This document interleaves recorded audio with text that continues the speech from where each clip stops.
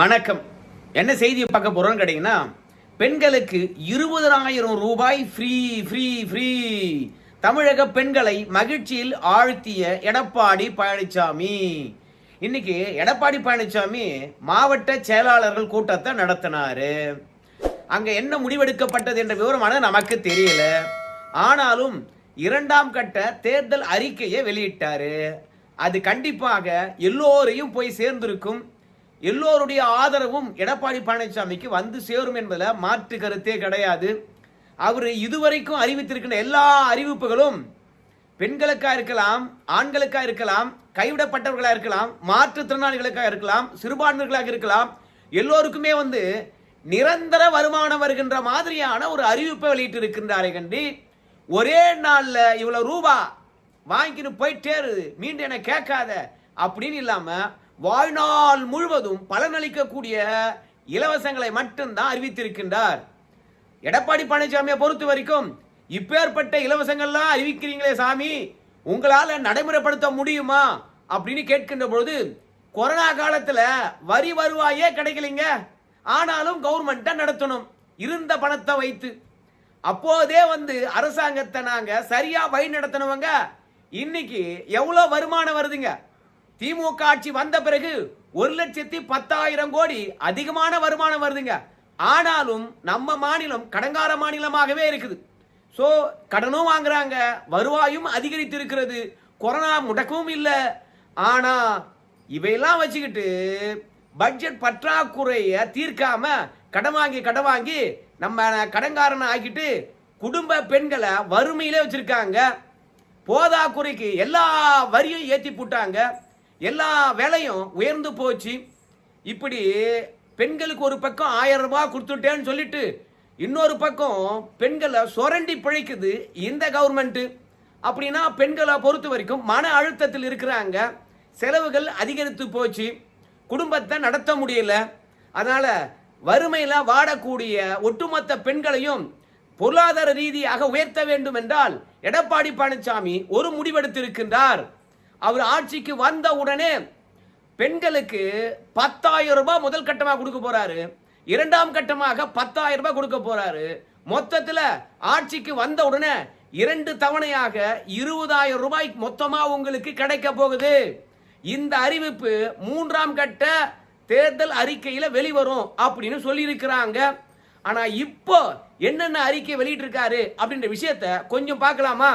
யாரெல்லாம் பென்ஷன் வாங்குறீங்களோ, முதியோர் பென்ஷனா இருக்கலாம், ஊனமுற்றோருடைய பென்ஷனா இருக்கலாம், அதோட கணவனை இழந்த பெண்களாக இருக்கலாம், இப்படி யாரா இருந்தாலும் சரி, நீங்க வாங்குகின்ற ஊக்கத்தொகையானது, உதவி தொகையானது இரண்டுமே 2,000 ரூபாய் தரப்படும் ஆட்சிக்கு வந்தா அப்படின்னு அதிரடியாக அறிவித்திருக்கின்றார்.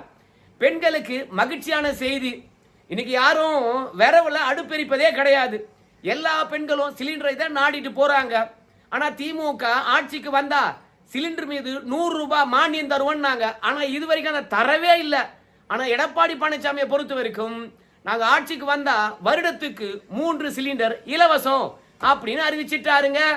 இது எவ்வளவு பெரிய மகிழ்ச்சியான செய்தி. ஒரு சிலிண்டர் 900 ரூபாயோட வச்சுங்க, அப்போ வருஷத்துக்கு 2,700 ரூபாய் பார்த்தீங்கன்னா சொலையா உங்க கையில சேரப்போகுது. அது மட்டும் இல்லாம இந்த கல்வி கடன் இன்னைக்கு தனியார் பள்ளிகளை பொறுத்த வரைக்கும் அதிகரித்து போச்சு, தனியார் கல்லூரிகளை பொறுத்த வரைக்கும் அதிகரித்து போச்சு. அதை விட இன்னொரு கொடுமையானது, நம்ம இந்தியாவில் படிச்சா மதிப்பு இல்லாம போச்சு. இப்படி இருக்கின்ற சூழ்நிலையில நம்முடைய கல்விக்காக வாங்குகின்ற கடன் தொகையும் அதிகரித்து போச்சு. அதை கட்டவும் முடியல. பல பேர் படிச்சுட்டு வேலையும் கிடைக்காது இருக்கின்ற இந்த தருணத்துல கல்வி கடனை நாங்க ரத்து பண்ணுவோம் அப்படின்னு திமுக சொல்லிச்சு. ஆனா திமுக கல்வி கடனை ரத்து பண்ணிச்சா? இது வரைக்கும் நிறைவேற்றினாங்களா? அவங்கள பொறுத்த வரைக்கும் ஊடகத்தை வச்சு நாங்க 90% மேலான வாக்குறுதியை நிறைவேற்றிட்டோம் அப்படின்னு அண்ட புழுகு ஆகாய புழுகு அடிச்சு விடுறாங்க. ஆனா எடப்பாடி பழனிசாமி ஆக்கப்பூர்வமா இன்னைக்கு சொல்லியிருக்கிறாரு, நாங்க ஆட்சிக்கு வந்த உடனே கல்வி கடன்கள் ரத்து செய்யப்படும் அப்படின்னு சொல்லியிருக்கின்றார்.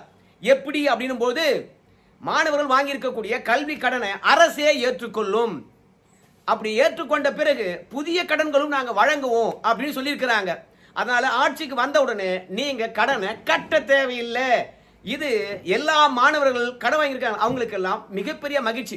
ஏன்னா பெரும்பான்மையோட வந்து பாத்தீங்கன்னா தேசிய வங்கியில தான் வாங்கியிருப்பீங்க. SBI, இந்தியன் பேங்க், ICIC இந்த மாதிரி வங்கியில தான் நிறைய கடன் வாங்கியிருப்பீங்க. ஆனால் அந்த வங்கியில் இருக்கக்கூடிய கடனை மாநில அரசாங்கத்தினால ரத்து பண்ணவே முடியாது. அதனால தான் திமுக வாக்குறுதி கொடுத்திருந்தாலும் ரத்து பண்ண முடியாத ஒரு சூழ்நிலை.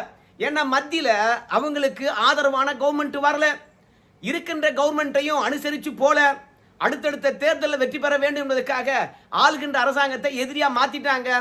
இப்படி இணக்கம் இல்லாதனால மாணவர்கள் வந்து கல்வி கடனை ரத்து பண்ணுவாங்கன்னு சொல்லிட்டு நம்பி இருந்தவங்க கடனை கட்டாததுனால வட்டி அதிகரித்து போச்சு, அந்த தொகையும் கொடுக்க முடியல. இப்போ வேலைக்கு போனாலும் கட்ட முடியாத சூழ்நிலை. இதெல்லாம் உணர்ந்துதான் மாணவ சமுதாயமும் இளைஞர் சமுதாயம் மட்டும்தான் இந்த இந்தியாவை அடுத்த லெவலுக்கு கொண்டு போகும். வருங்கால இந்தியா இளைஞர்கிட்ட தான் இருக்குது. அவங்க கடன்ல மூழ்கினானா என்ன பண்றதே?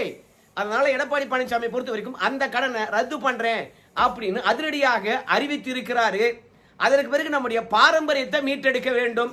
அது ஜல்லிக்கட்டு போராட்டம் எப்ப நடந்தது? OPS உடைய தலைமையில் நடந்தது. அதையும் மீட்டெடுத்தவர்கள் மோடியும் OPS தான். ஆனா மீட்டெடுத்தாங்களே கண்டி அதுக்காக திமுக ஒண்ணுமே பண்ணல. ஏற்கனவே எடப்பாடி பழனிசாமியை பொறுத்த வரைக்கும் ஜல்லிக்கட்டுல வெற்றி பெற்றால் 10 லட்சம் அறிவிச்சிட்டார். ஜல்லிக்கட்டுல வீரமரணம் அடைந்தாலும் 10 லட்சம் அறிவிச்சிருக்கார். இப்போ காயமடைந்தால் 2 லட்சம் அப்படின்னு சொல்லியிருக்கின்றார். வேலைக்கும் உத்தரவாதம் கொடுத்திருக்கின்றார். ஜல்லிக்கட்டு போட்டி நடத்தினீங்கன்னா அந்த போட்டிக்காக அரசாங்கமானது 5 லட்சம் ரூபாய் தரும். பாரம்பரியமாக எப்படி மாடுபிடி வீரர்கள் வந்து பதிவு செய்வீங்களோ அந்த முறையும் மீண்டும் கொண்டு வரப்படும் அப்படின்னு அதிரடியாக அறிவித்திருக்கின்றாருங்க. சோ பெரும்பான்மை மக்களுடைய தேவைகள் என்னவா இருந்ததோ அத்தனையும் இப்போ எடப்பாடி பழனிசாமி 2வது தேர்தல் அறிக்கை வெளியிட்டு நிறைவேற்றி இருக்கிறாரு. நிச்சயமா ஆட்சிக்கு வந்தா செய்வாங்க. இப்போ ஒவ்வொரு பெண்களும் வந்து கேஸ் அடுப்பு பயன்படுத்துறாங்கன்னா அது இலவசமா கொடுத்தது யாரு? ஃபேன் இலவசமா கொடுத்தது யாரு? மிக்சி இலவசமா கொடுத்தது யாரு? ஒரே ஒரு டிவியை கொடுத்துட்டு டிவிக்கு கனெக்ஷனு அவங்க மரும் பிள்ளைகிட்ட இருந்து பெற்றுக்கொள்ள வேண்டும். யாரு? நம்முடைய தயாநிதி மாறன் அப்புறம் கலாநிதி மாறன் எடுத்து பெற்றுக்கொள்ள வேண்டும். டிவி கொடுத்ததுல கூட திமுக காரங்க உள்நோக்கத்துடன் கொடுத்தாங்க. ஸோ அந்த மாதிரியான இலவசங்கள்லாம் இல்லாம உண்மையாகவே மக்களுடைய தொல்லையெல்லாம் போராட்டங்களையும் வேலை சுமையும் குறைப்பதற்காகவே நலத்திட்டங்களை வாரி வழங்கினவங்க தான் அதிமுக காரங்க. ஆடு கொடுக்கல, மாடு கொடுக்கல, கோழிகள் கொடுக்கல, இப்படி வாழ்வாதாரத்தை பெருக்குவதற்காக எல்லா வசதிகளும் செய்து கொடுத்தது அதிமுக தானுங்க. அது மட்டும் இல்லாம ஸ்கூட்டர்லாம் கொடுத்தாங்க. திமுக பொறுத்த வரைக்கும் சொன்னதையும் செய்வோம், சொல்லாததையும் செய்வோம் அப்படின்னு சொல்லுவாங்க. ஆமா, நாங்க ஆட்சிக்கு வந்தா மதுக்கடை மூடுவோம் அப்படின்னாங்க. மதுக்கடையை மூடினாங்களோ இல்லையோ நமக்கு தெரியல. ஆனா இன்னைக்கு காலையில ஈரோட்ல பொது வெளியில ஹைவேஸ் ரோட்ல நல்லா சட்டவிரோதமாக பார் நடத்துறானா இல்ல இல்லீகலா வந்து பார்த்தா கடை வச்சு விற்கிறானா தெரியல. 6 மணிக்கெல்லாம் மது விற்க ஆரம்பிச்சுட்டானுங்கப்பா. இப்படி டாஸ்மார்க்ல ஒரு பக்கம் மது வித்தா இன்னும் கடையே தொடங்காம நடு ரோட்ல கடை போட்டு விற்கிறாங்க. இதெல்லாம் யார் செய்யறாங்கன்னு நினைக்கிற? எல்லாமே திமுக காரன்.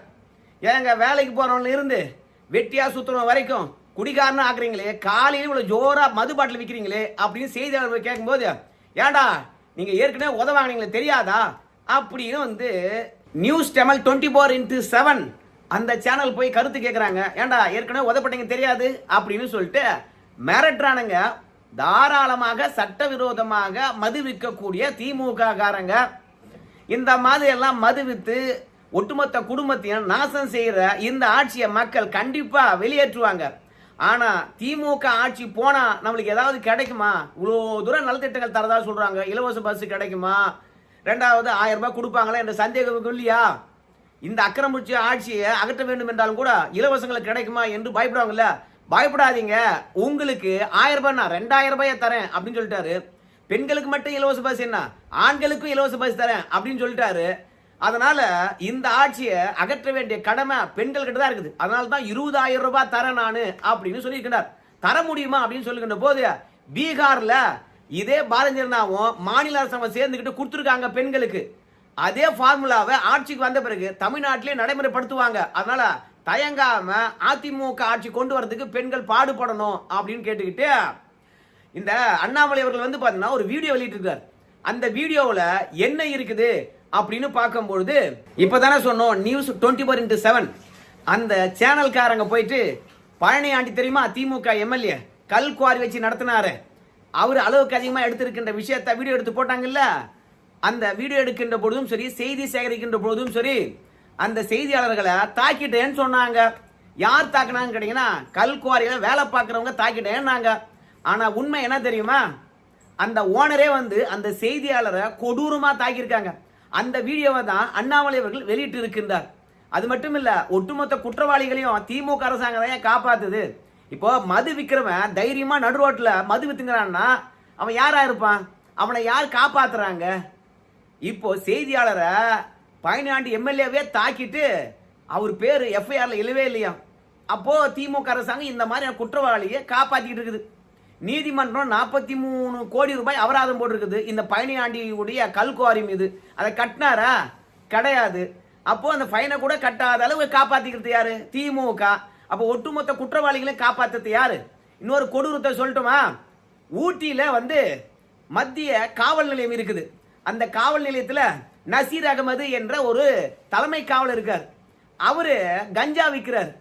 அந்த கஞ்சாவை யார் வாங்கி குடிக்கிறாங்க தெரியுமா? அதே காவல் நிலையத்தில் இருக்கக்கூடிய காவலர்கள்.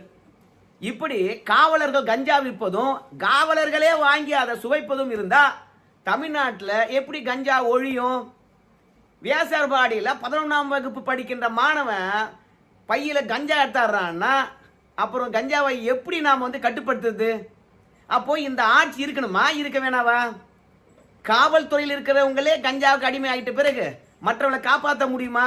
உன் பிள்ளையோ உன் பெண்ணையோ வந்து பார்த்தீங்கன்னா போதைக்கு அடிமையாக்காம இருக்கணும்னா இந்த ஆட்சி மாற்றம் வேண்டுமா? இல்லை கஞ்சாவை ஒழிக்கணுமா? கஞ்சாவை விற்கிறது திமுக காரன், நம்ம எல்லாருக்கும் தெரியும். அதோட போச்சுன்னா காவல்துறையினரே பாதுகாப்பு தராங்க, அதுவும் தெரியும். இப்ப காவலரே விற்கிறாங்கன்றது புதுசா இல்ல? இது எவ்வளவு பெரிய கொடுமை. அதனால இந்த திமுக ஆட்சி அனுதினமும் அநியாயம் தான் செஞ்சிட்டு இருக்குது. இன்னொரு விஷயம் தெரியுமா உங்களுக்கு? ஏற்கனவே அஜித்குமார் வழக்கு நீங்களா கேள்விப்பட்டிருக்கலாம். நிகிதா ஆனா செயினை திட்டி விட்டாங்கன்னு சொல்லிட்டு பொய் வழக்கு கொடுத்து காவல் நிலையத்திலே அடிச்சு கொன்னாங்களே, அது தொடர்பாக சிபிஐ ஆனது அறிக்கை வந்து தாக்கல் பண்ணிக்குது. அந்த அறிக்கையில என்ன சொல்லிடுறாங்க தெரியுமா? அஜித்குமார் அவர்கள் செயினும் திடல, அது ஒரு பொய் வழக்கு, அவதூறு வழக்க நிகிதா அவர்கள் கொடுத்திருக்காங்க. அந்த வழக்கை கையில் எடுத்துக்கிட்டான் டிஎஸ்பியும் இன்ஸ்பெக்டரும் தலைமை காவலரும் இன்னும் 5 காவலர்களும் அஜித்குமார் அவரை அடிச்சே கொண்டு இருக்கிறாங்க அப்படின்ற செய்தி புலப்பட்டு இருக்கிறது. உடனே நீதியரசரை பொறுத்த வரைக்கும் அட்டா பாவீங்களா, பொய் வழக்குக்கு ஒரு ஆள் அடிச்சே கொண்டுட்டீங்களே, உங்களுக்கு ஜாமீன் என்னடா ஒரு கேடு, ஜெயிலே இருங்கடா அப்படின்னு சொல்லிட்டு வழக்கு முடிக்கின்ற வரைக்கும் அஜித்குமார் வழக்கில் யாரெல்லாம் குற்றச்சாட்டப்பட்டாங்களோ அவங்க எல்லாம் ஜெயிலே இருக்க உத்தரவிட்டு விட்டாங்க. ஏங்க நிகிதா அவர்கள் பொய் வழக்கு கொடுத்துருக்காங்க அப்படின்னு தெரிஞ்ச பிறகு அந்த வழக்கை என்ன பண்ணீங்க அப்படின்னு சொல்லுகின்ற போது அது பொய் வழக்கு என்று சொன்னதுனால ஒரு 80 பக்கத்துல அறிக்கையை தாக்கல் பண்றோம், நாங்க இருங்க வெயிட் பண்ணுங்க. அது மட்டும் இல்லாம அது பொய் வழக்குன்னு சொன்னோம் இல்லையா, அந்த வழக்கை நாங்க கைவிட்டுட்டோம் அப்படின்னு வந்து சிபிஐ சொன்னாங்க. ஏங்க கைவிட்டீங்க? பொய் வழக்கு கொடுத்ததுனால தானே அஜித்குமார் உயிர் இருந்தாரு, நிகிதா மீதும் ஏன் நடவடிக்கை எடுக்கல அப்படின்னு கேட்டிருக்காங்க. காவலர்கள் மீதும் டிஎஸ்பி மீதும் நடவடிக்கை பாய்ந்திருக்குல்ல, இப்ப நிகிதா மீது வந்து பாத்தீங்கன்னா நடவடிக்கை பாய போகுது. இந்த நிகிதா யார் என்றே தெரியல. ஆனா இந்த நிகிதாவுக்காக ஒட்டுமொத்த ஸ்பெஷல் போலீஸும் களத்தில் இறங்கி அஜித்குமார் அடிச்சிருக்கிறாங்க. ஸோ நிகிதா வந்து ஒரு பெரிய குற்றவாளி என்று சொல்றாங்க, பல திருமணம் மோசடி செஞ்சவங்கன்னு சொல்றாங்க. ஆனாலும் சமூகத்தில் இவங்க உலாவிட்டு இருக்காங்க. இப்பேற்பட்ட குற்றவாளி உலாவதற்கு யாரு காரணமா இருப்பாங்க கேட்டா, சமூக நீதி ஆட்சி, பெண்களுக்கான ஆட்சி அப்படின்னு அனுதினமும் நம்ம முதலமைச்சர் கதை விடுவார். உங்க எல்லாருக்கும் தெரியும், சமூக நல விடுதிகள் சொல்றாங்க இல்லையா, ஆதி திராவிடர் மற்றும் கல்லர் சீர்திருத்த விடுதிகள் சொல்றோம் இல்லையா, அந்த விடுதிகளில் உணவு தயாரிப்பதற்காக முறையா மளிகை பொருளை கொண்டு போய் கொடுக்கலையா திமுக அரசாங்கம். அதனால் நல்ல உணவே வந்து இந்த அரசாங்கத்தில் வழங்க முடியலையா. அதனால் விடுதியில் தங்கி படிக்கக்கூடிய ஒட்டுமொத்த மாணவிகளும் பணிபுரிகின்ற ஆட்களும் இன்னைக்கு புதுக்கோட்டையில் காலத்தில் இறங்கி போராட்டம் பண்ணிட்டு இருக்காங்க. நடு தெருவில் திராவிட மாடல் ஆட்சியை போட்டு கிழின்னு கிழிக்கிறாங்க. இவங்க பெண்களுக்கு பாதுகாப்பான். இன்னொரு விஷயத்த சொல்லி இந்த வீடியோவை முடிச்சிடுறேன். இந்த ஆட்சியை இலவசங்களுக்காக மட்டும் தூக்கி எறிய வேண்டியது கிடையாது, நம்ம உயிரை காப்பாற்றிக்கிறதுக்காகவும் இந்த ஆட்சியை அகற்றியாக வேண்டும். இதுக்கு இதெல்லாம் காரணம், இதெல்லாம் வந்து பார்த்தீங்கன்னா சாட்சியாக இருக்கணும் அப்படின்றதுக்காக தான் சொல்றேன். அதாவது நம்ம முதலமைச்சரை பொறுத்த வரைக்கும் மணிப்பூரை பற்றி பேசுவார். மணிப்பூரில் கலவரம் ஏற்பட்டு 264 பேர் உயிர்ந்து விட்டார்களாம். ஆனால் ஒரு கொடுமை என்ன தெரியுமா, நம்ம தமிழ்நாட்டில் ஜனவரியில் மட்டும் 110 கொலைகள் நடந்திருக்கிறதாம். அதில் செயின் பறிப்புக்காகவும் நகைக்காகவும் 3 பெண்கள் கொலை செய்யப்பட்டிருக்காங்க. அது மட்டும் இல்லாம போக்சோ வழக்குகள் எத்தனை தெரியுமா? 79 வழக்குகள் போக்சோ வழக்குகள். 43 வழக்குகள் வந்து பாத்தீங்கன்னா பெண்களுக்கு பாலியல் தொந்தரவு மூலமா கொலை நடந்திருக்கிறது. இப்படி 110 வழக்குகள், 110 கொலைகள் ஜனவரி மாசம் மட்டுமே நிகழ்ந்திருக்குது. மணிப்பூர்ல கலவரம் நடந்திருக்குது 2 வருஷமா.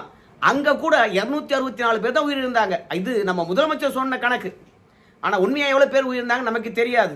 அதோட குறைவாக கூட இருக்கலாம். முதலமைச்சர் எதிர்கட்சியா இருப்பதனால கொஞ்சம் அதிகமா சொல்லியிருக்கலாம். ஆனா தமிழ்நாட்டில் ஜனவரி மாசம் மட்டுமே வந்து 110 கொலைகள். இது தமிழ்நாடா இல்ல கொலை நாடா என்ற கேள்வி எழுதா இல்லையா? அதனால இந்த ஆட்சி சட்டம் ஒழுங்கையும் காப்பாற்றுறது கிடையாது, பொருளாதாரத்தையும் உயர்த்தது கிடையாது, யாருடைய வாழ்வுரிமையும் பாதுகாப்பது கிடையாது.